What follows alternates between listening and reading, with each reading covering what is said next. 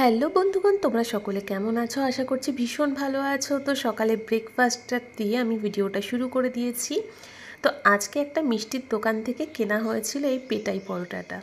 তো পেটাই পরোটাটা এত সুন্দরভাবে ভাজছিল, যেই ভাইটা ভাজছিল, তো আমি বাস দাঁড়িয়ে দাঁড়িয়ে দেখছিলাম ভাজাটা।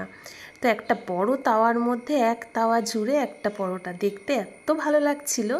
আর পরোটাটা খুব সুন্দরভাবে ভাজা হয়েছে, আর তার সাথে রয়েছে ঘুগনি, যেটা আমরা কম বেশি কিন্তু সকলেই খেতে ভীষণ পছন্দ করি।